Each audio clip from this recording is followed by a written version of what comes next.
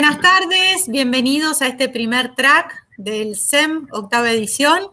Vamos a ir comenzando con la primera conferencia. Los dejo entonces con Diego de BSmart y Nicolás del Banco Macro. Bienvenidos, ¿cómo están? Hola Alejandra, buenas tardes. Muchas gracias, como siempre, por invitarnos a participar en esta octava edición. Bueno, un poco como comentábamos, la idea es presentarles y un poco a presentarles, digamos, la empresa y también contarles un poco lo que estuvimos trabajando junto a Nicolás. Una brevísima introducción de la empresa. O sea, básicamente BSmart es una empresa que ofrece soluciones analíticas y orientadas a resolución de problemas de negocio, donde trabajamos e implementamos con software de clase mundial y que brindamos directamente los servicios desde las oficinas. Tenemos ya más de 20 años de presencia tanto local como también en Chile. Tenemos oficinas aquí en Argentina y en Chile, con un equipo de consultores de muchas experiencias en diferentes industrias. En sí, digamos, si bien BSmart, como había mencionado anteriormente, ofrece diferentes tipos de soluciones, hoy un poco nos vamos a concentrar en las soluciones orientadas a lo que es marketing digital, ¿sí? Y puntualmente vamos a hablar de Journey Analytics, de Marketing Automation, de personalización, como así también de herramientas de inteligencia artificial aplicada que nos permiten, por ejemplo, detectar propensión a fuga, o detección de fatiga, algo que vamos a hablar un poquitito más adelante. Ale ya lo introdujo, pero me acompaña Nicolás Martins, quien es gerente de inteligencia comercial y gobierno de datos del Banco Macro, al que le vamos a tratar de sacar toda la información posible sobre su experiencia en un poco la problemática, ¿no?, de data analytics y automation, que son claramente clave a la hora de poder, acá, como dice el título, ¿no?, acompañar el ciclo de vida del cliente, pero en sí es poder detectar y accionar de manera acorde en cada estado del ciclo de vida del cliente. Un poquito antes de empezar, y antes de empezar a preguntarle cosas interesantes a Nico, me gustaría poder compartirles un poco cuál es la problemática, ¿no?, cuando hablamos de Data Analytics y Automation, o por qué son tan necesarios a la hora de poder identificar y accionar correctamente en cada estado del journey. Un poco las claves, ¿no? ¿Qué claves conocidas hay? El marketing siempre dice o siempre dijo, donde el mensaje, la oferta, adecuada, en el momento adecuado y por el canal adecuado, es muy importante a la hora de poder accionar al segmento de personas que nos interesan como objetivo. Sin embargo, ya hay cambios, ¿no? Antes hablamos, como bien dije, hablábamos de mensaje u oferta, y hoy se está hablando de contenido. ¿Por qué contenido? Porque realmente las personas consumen hoy contenido, es decir, ciertas personas se sienten más cómodas, por ejemplo, con pauta en las redes sociales, donde estamos hablando de, por ejemplo, de videos, de publicaciones. Otros se sienten más cómodos, por ejemplo, con mensaje de texto, donde solo es texto. Otras personas se sienten más cómodos con el canal de email, o inclusive el canal personal o telefónico, ¿sí? Entonces, hoy lo que, digamos, cuando hablamos de claves conocidas, hablamos básicamente de la generación de este contenido. Sin embargo, este contenido, el momento, ¿sí?, es claramente importante poder identificarlo correctamente de acuerdo al estado, ¿sí?, del Customer Journey. Cuando hablamos del estado, básicamente estamos hablando de diferentes pasos que va tomando las personas en este viaje que están tomando con nosotros. Por ejemplo, tenemos el primer paso, que se suele hablar de que la persona se informa, es decir, que está acercándose, conociendo la marca, sea a través de una búsqueda en la web, sea a través que se acerca una tienda, sea que se acerca una sucursal, por ejemplo, ¿sí? Y que luego, recién luego, pasa a considerar, ¿sí? Uno podría decir que una búsqueda, ¿sí?, cambia de estado de consideración, si pensamos en el mundo digital, por supuesto, desde el momento de que quizás hizo una búsqueda dentro de la página, pero luego, ¿sí? Empieza a considerar un producto en particular. Si pensamos, hoy vamos a hablar, por supuesto, de la industria bancaria, pero podría ser un retail, podría ser una telco, podría ser inclusive en un seguros. Es decir, desde conocer la marca hasta considerar un producto en particular, hay un paso, ¿sí? Y hay una diferencia, si queremos, de estado de la persona, de estado mental de la persona. Y si continuamos con el Customer Journey, luego, recién, digamos, de que empieza a considerar, sea un producto, sea la marca, sea un servicio, etcétera, pasa a decidir. Entonces podemos decir, bueno, la persona empezó a hacer comparación de precios o empezó a simular, por ejemplo, un préstamo. Y luego, solo luego, después del estado de decidir, llega al estado de concreción, ¿sí? Y luego del estado de concreción, que si bien muchos piensan que es el último estado de un Customer Journey, en realidad viene en poder convertir ese cliente o estirar la vida de ese cliente, el viaje de ese cliente lo más posible, es lograrle lealtad. Ahora, entendemos que hay diferentes estados mentales, ¿sí? Por lo cual, cuando hablamos de contenido ofrecer o el canal preferido ofrecer, puede ser diferente, inclusive en cada uno de estos estados mentales diferentes. Y a su vez, tampoco hablamos de cuánto tiempo, cuál es la ventana de tiempo que existe entre un estado y el otro. Esa ventana de tiempo es siempre igual para todas las personas, es diferente de acuerdo al canal, es diferente de acuerdo al contenido. Por lo cual, ¿sí? Identificar adecuadamente, ¿sí? El estado de cada contacto, y acá vuelvo a repetir, identificar si la persona solamente está conociendo la marca o está considerando o está en un estado de concreción, ¿sí? Va a hacer que el tipo de contenido que tenemos que utilizar sea diferente. Claramente no es el mismo contenido al cual le queremos dar en el momento, por ejemplo, de consideración, que cuando lo queremos convertir en un cliente leal, o inclusive en los otros estados del journey, ¿sí?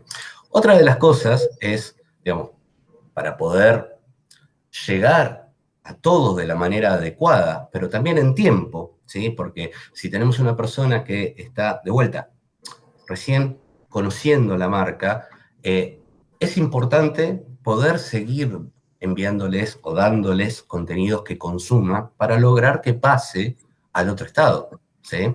Por lo cual, es importantísimo poder tener o poder contar con un sistema que nos permita accionar diferentes acciones. Y acá cuando hablo de omnicanales, se refiere a que el mensaje que estemos dando, o el mensaje enviado, el contenido que le vamos a dar a consumir, sea igual independientemente del canal por el cual nos está consumiendo. Es decir, que si la persona entra en la página web y se la personalizamos, o si consume este contenido desde las redes sociales, o la empezamos porque pudimos capturar, por ejemplo, la dirección de correo electrónico, o el teléfono, o lo que fuese, digamos, el contenido sea coherente independientemente del canal, de acuerdo al estado mental del Customer Journey. Y por último, personalizar este contenido, ¿no? Que el contenido no sea genérico, o sea, que el mismo contenido sea para todos igual, solamente pensado en el estado, sino que ese contenido se construya de forma dinámica o de acuerdo a si la persona nos consumió contenido en un canal o en el otro, si prefiere videos, si prefiere imágenes, si prefiere texto, pero que sean relativos a sus intereses. Por eso, cuando hablamos de personalizar, en realidad nos estamos refiriendo a la hiperpersonalización, ¿sí? Y lograr esto se puede solamente a través de estas claves, vamos a llamarle diferenciadoras. Por un lado, Data Analytics, ¿sí? Tener la capacidad de hacer segmentaciones avanzadas. Acá, mucha gente, y es un concepto que se está hablando constantemente de lo que es la segmentación, pero básicamente estamos hablando de utilizar algoritmos que nos permitan identificar umbrales, es decir, que no haya un punto de corte de decir, por ejemplo, a la gente de cierta localización le vamos a hablar de tal cosa y a la gente de otra localización le vamos a hablar de otra, sino que estamos hablando de que cuánto puede llegar a pesar la localización en conjunto a un montón de información adicional, sea esta proveniente de región, o sea, datos demográficos, datos de comportamiento o inclusive datos transaccionales para poder encontrar microsegmentos y dentro de esos microsegmentos poder ir a lo que es la parte de personalización, ¿sí? Obviamente esto nos va a permitir detectar patrones de comportamiento específico, como así también detectar anomalías, es decir, casos que deberían comportarse de cierta manera, pero se comportan de manera diferente, por lo cual también termine siendo un microsegmento a estudio, y ni que hablar de optimización, tener la capacidad, por ejemplo, si bien aclaro desde ya, no es el caso que vamos a hablar con Nico hoy, pero sí, por ejemplo, tener modelos que nos permitan hacer elasticidad de precios, es decir, variar el precio de acuerdo al comportamiento de la persona, de acuerdo al producto, de acuerdo al momento, de acuerdo al canal, y entender cuál es la mejor oferta para cada uno de ellos. Automatizar, lo que hablábamos antes, ¿no? Tener la capacidad de poder crear estos triggers o disparadores en tiempo real, es decir, cuando ocurre algo, tener esa información para utilizarla en ese momento o en el momento más adecuado. Pero lo importante es poder contar con ese disparador, ese evento capturado de manera tal de poder utilizarlo. Lo que habla desde ya, y lo que hablábamos antes, omnicanalidad. No solamente poder contar con todos los canales, sino que el mensaje sea coherente independientemente del canal, el mensaje, el contenido sea coherente independientemente del canal que se esté consumiendo. Información externa e interna, es decir, poder combinar toda esta información para lograr llegar en el momento adecuado, el canal adecuado, con el contenido adecuado y de acuerdo al estado mental del Customer Journey, de cada uno de los estados del Customer Journey. Poder entender lo que es detección de fatiga, es decir, las personas no solamente nos abandonan, si queremos, porque no les gustó más o no les gusta o no está conforme o tiene una mejor oferta en el producto o servicio que le estemos ofreciendo, sino que también se fatiga del contenido que le estamos dando, poder entender anticipadamente si una persona está dejando de consumir, está dejando de involucrarse, ¿sí? Y poder actuar en consecuencia. Y por supuesto que todo esto no solamente sea en canal de salida, sino que también en canal de entrada. Y por último, personalización, ¿sí? Y es un poco lo que les decía antes, poder generar contenido dinámico que sea acorde a la experiencia que el cliente está teniendo en ese viaje, poder consumir contenido externo y en tiempo real, poder, obviamente, generar personalización de acuerdo a la localización. Y acá no hablo solamente de no mandar ofertas que no sean válidas para el sector donde la persona vive, sino quizás mandar ofertas específicas o de acuerdo a si detectamos una localización específica de la persona y qué es lo que hizo, por eso hablo también de que esté basado en comportamiento, previamente con este contenido que le ofrecemos. Y por último, que sea lo más cercano a tiempo real posible.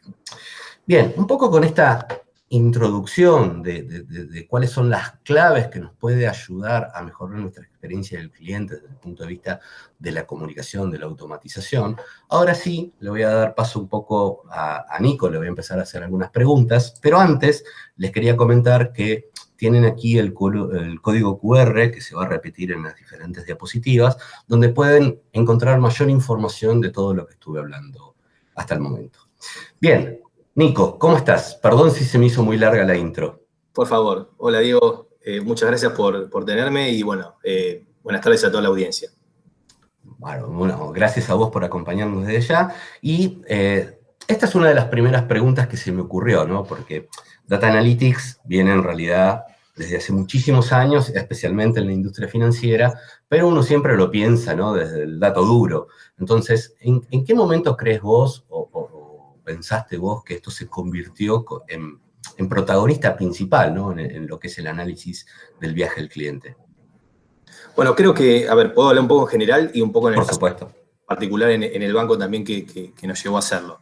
Creo que, digamos, si uno ve un poco la literatura de todo lo que es el marketing relacional y el marketing analítico, ya se habla en los mediados de los 90 de todo lo que es el concepto de database marketing internacional, y ya vemos que, bueno, en esa época, por lo menos en donde se empezaba a trabajar de todo el ecosistema de datos, ya existían el concepto y la idea de trabajar en acción de marketing directo a partir digamos, de información de clientes.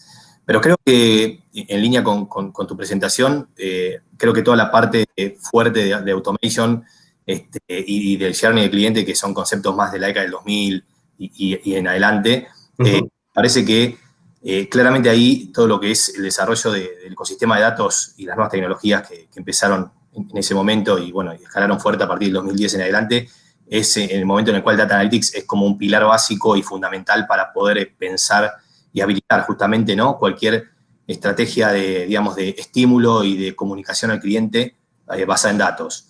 En particular, en nuestro caso, en el banco, nosotros armamos la gerencia de inteligencia comercial entre mediados y fines de 2015, 2016, y ya desde un primer momento nuestro gerente general, una de las pautas que nos pidió fue tratemos de generar, digamos, de alguna forma comunicaciones, interacciones con el cliente, que lo vayamos acompañando y que vaya estando anoticiado de lo que nosotros podemos ayudarlo en sus necesidades de forma lo más analíticamente posible y a la vez automática, ¿no?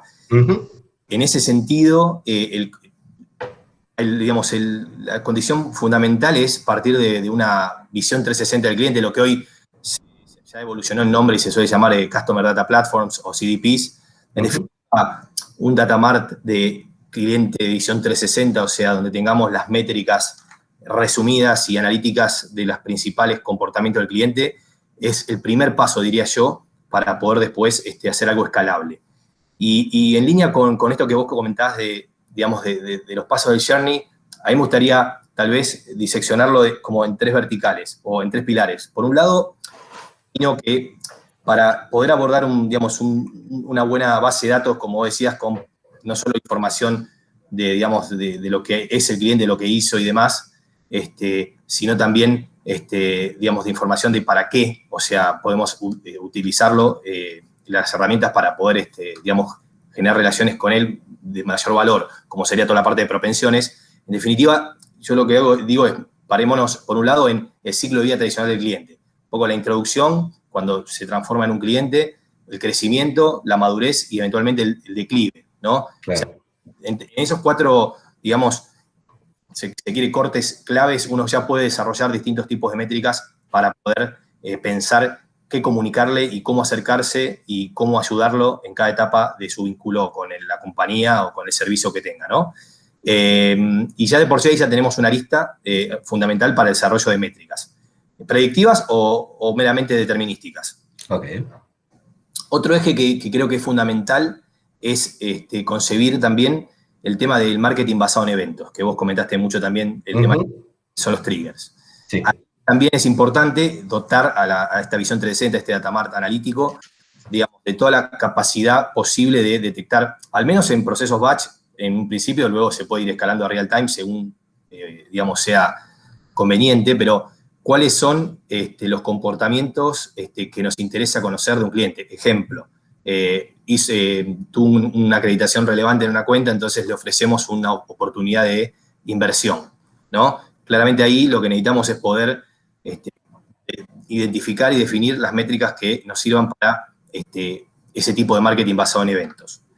Y creo que otro eje importante, que digamos, un poco lo conceptualizo como un tercer eje, sería interacciones que tenga, o sea, puntos de contacto que tenga con la compañía. Y acá no es un evento de subida o en general, como dijimos anteriormente, o del ciclo de vida tradicional, sino es el cliente adquirió un producto, tuvo una consulta por un servicio, poder de alguna forma sistematizar y estructurar esa información para poder reaccionar e ir interactuando con él y entendiendo un poco cómo le fue con ese servicio, que sería un proyecto interesante que comenzamos tiempo atrás con el equipo de experiencia del cliente del banco y poder empezar a entender cómo le fue y mejorar después esos puntos de dolor o puntos de esos touch points que puede tener con la compañía. Entonces creo que en definitiva la base para poder abordar, digamos, en esta década todo lo que es un journey de clientes en forma automática y analítica es partir de una buena base de datos de cliente que tenga métricas con una frecuencia mínimo diaria para poder tener conocimiento relativamente actualizado del cliente y que pueda cruzar todo el estadio de ciclo de vida respecto de la compañía con la que después está interactuando, o sea, como cliente. Un segundo eje como todo aquello que pueda ayudarnos a detectar eventos de vida o eventos para poder hacer marketing basado en eventos. Y Bien. que es todo el eje de interacciones, sus puntos de contacto con la compañía. Bien, ese último comentario me da pie en realidad para la próxima pregunta, ¿no? O sea, por lo que estuviste contando hasta ahora, todo esto arrancó, por así decirlo, desde el punto de vista más transaccional. Si el cliente hace algo, entonces yo quiero tener el evento para poder hacer la oferta de un segundo producto. E inclusive comentaste algo de interacciones o de comportamiento, es decir, cada punto del contacto que el cliente tuvo con el banco. Sin embargo, ¿qué lo llevó a integrar una plataforma de automatización? Porque la plataforma de automatización, digamos, mira un poco más allá, trata de mirar todos los comportamientos del cliente en sí, ¿no es cierto? Bueno, totalmente. Creo que, o sea, claramente una vez que partimos de tener una base sólida de información del cliente 360, esto no era posible de escalar sin tener un orquestador, digamos, multiola, multicanal.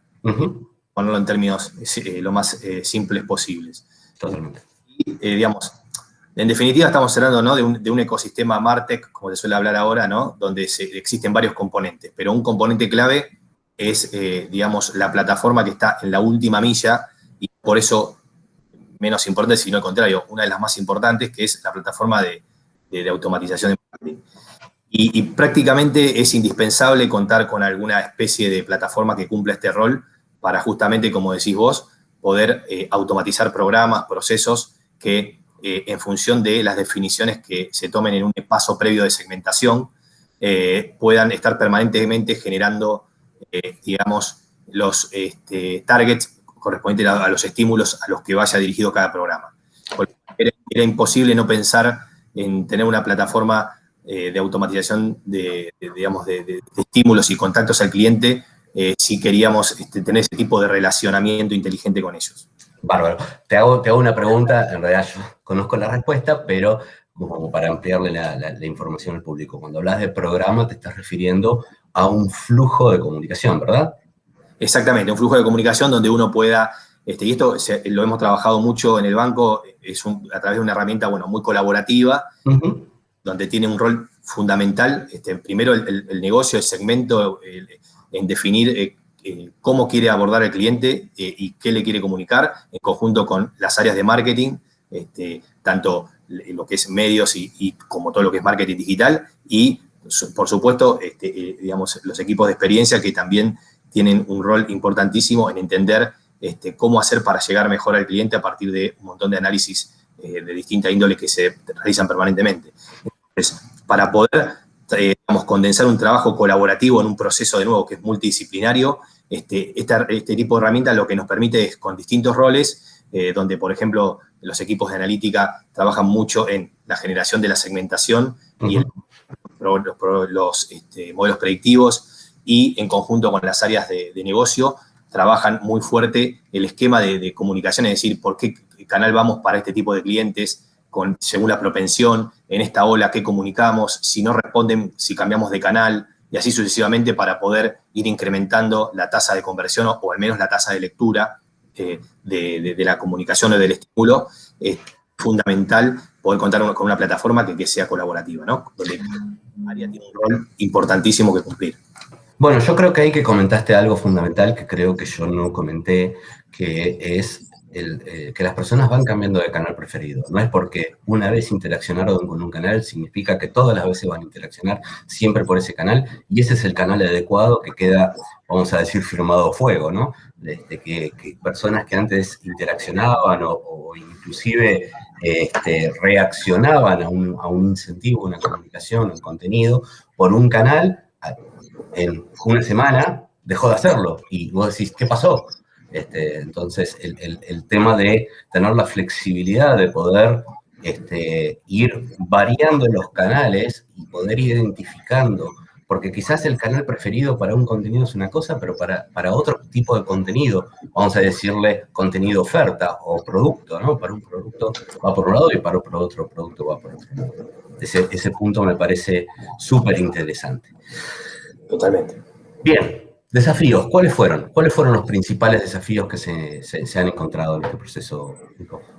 Bueno, la verdad que como toda tecnología nueva, un primer desafío fue siempre tratar de entender para qué servía, cómo se relacionaba con el ecosistema de herramientas existentes, cómo se complementaba, cómo se iba a implementar, ¿no? Creo que siempre es un proceso de discovery en el sentido de entender las bondades de este tipo de herramientas o de tecnologías y poder explicarlas y tratar de compartir un proceso, una forma ideal de trabajo en este tipo de... Porque claramente la tecnología es un habilitador, pero lo importante es el proceso de negocio y de ideación que hay detrás. Totalmente. El principal desafío siempre es de ese estilo, lo hemos podido llevar muy bien, siempre encontramos muy buena receptividad y trabajamos muy, muy colaborativamente con los distintos equipos del negocio.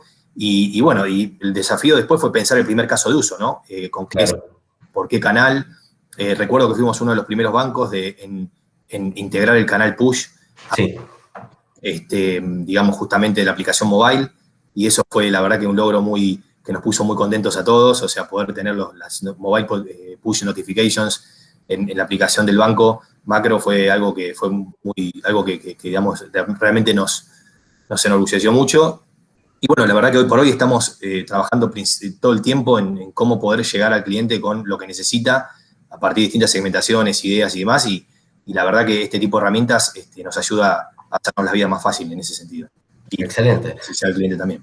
Bueno, eso de mi parte a mí siempre me parece muy interesante poder escuchar, digamos, del lado de nuestros clientes, ¿no? Y poder acompañarlos, de que siempre sienten como que el principal desafío es más interno, ¿no? Es cuál es el objetivo que le damos y no pensar es una nueva tecnología, a quienes tienen que estar implicados en este proyecto, sino es poder tener bien definido el objetivo de manera tal después de poder medir correctamente cuáles fueron los beneficios de haberlo implementado.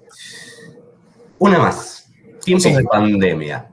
O sea, la banca es claramente una industria offline por excelencia, salvo claramente todo este nuevo movimiento de la fintech.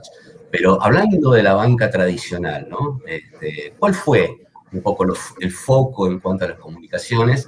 Especialmente pensando que si bien vos te comunicabas claramente con todos tus clientes, muchos de esos contactos o puntos de contactos eran a través de la sucursal o era a través de algo presencial, digamos. Entonces, ¿cuál fue el foco que le pusieron ahora en este tiempo, en este año y monedas que lleva la pandemia?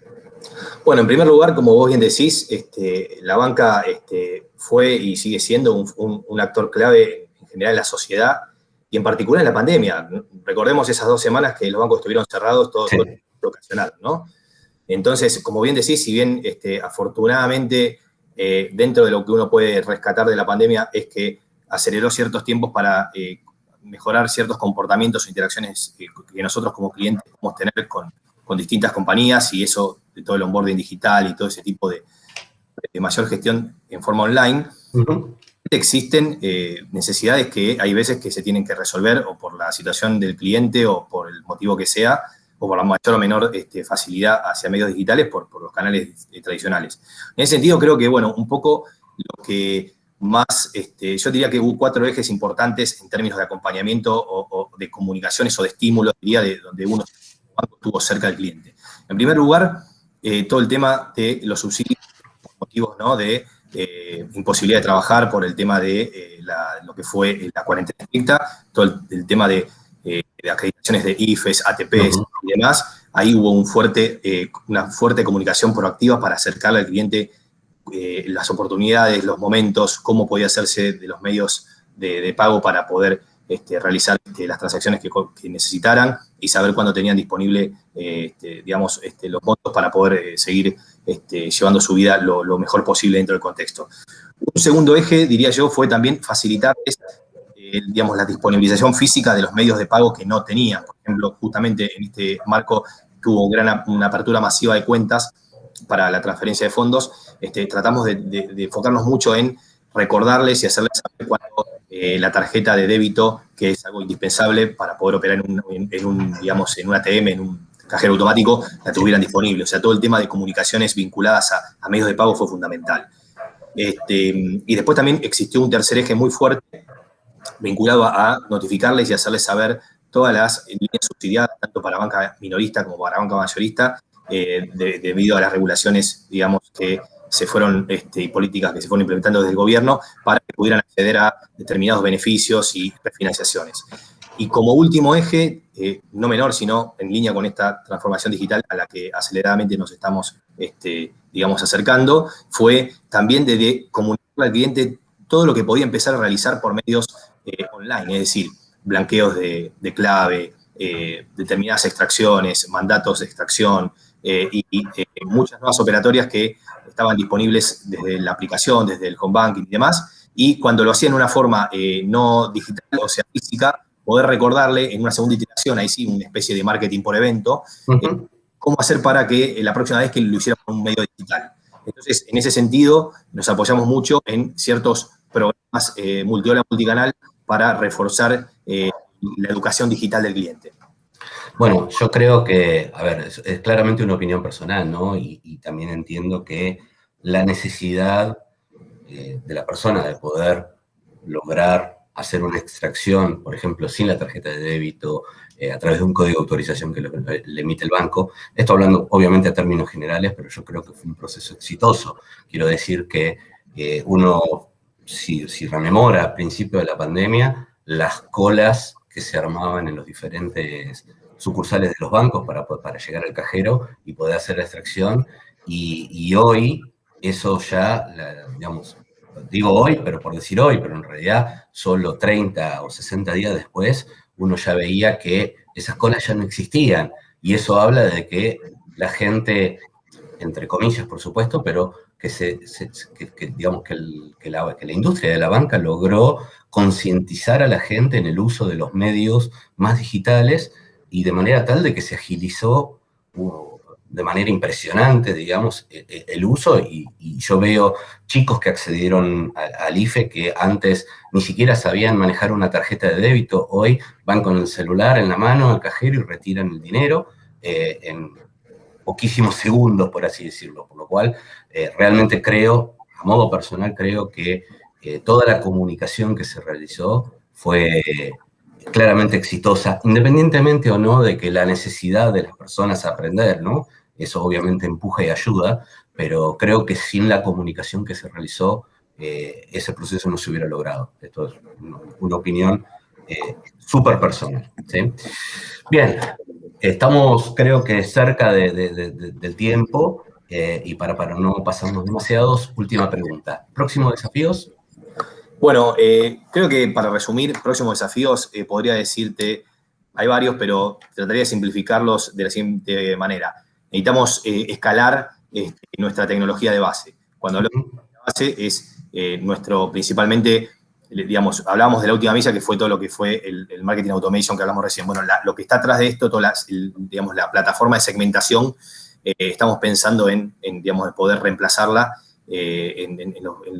digamos, en un mediano plazo, porque claramente necesitamos cada vez ser más ágiles en la generación de nuevos datos y nuevas métricas para poder implementar programas que sean acordes a las necesidades del momento, y el time to market cada vez es más exigente. Entonces, más corto, sí. Exactamente. Sí, entonces, más corto. Necesitamos, digamos, reducir el backlog de programas multiola, multicanal que necesitamos implementar para la estrategia del negocio, y para poder reducir ese backlog tenemos que hacer una inversión en procesos de tecnología más actualizada respecto a la herramienta de segmentación, y también posiblemente en ciertas estructuras de datos para hacerlas más ágiles en términos de self-service BI.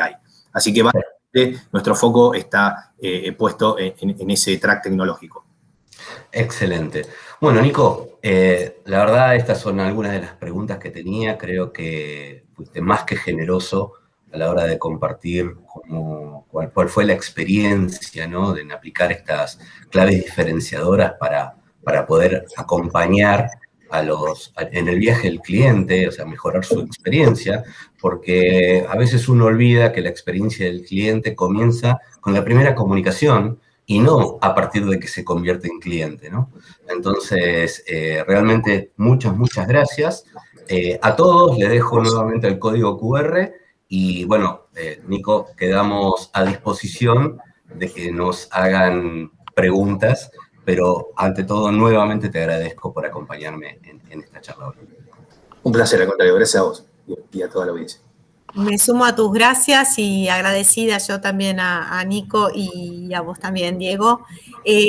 Todavía no recibí preguntas, pero como estamos un poquito excedidos de tiempo, yo los invito a las preguntas que lleguen a contestarlas a través de la comunidad. ¿Les parece? Sí, por supuesto. Perdón si nos excedimos unos minutos. No, pero pasa, y además la charla fue súper interesante reportaje, así que bueno, nuevamente muchas gracias, los invito a seguir conectados,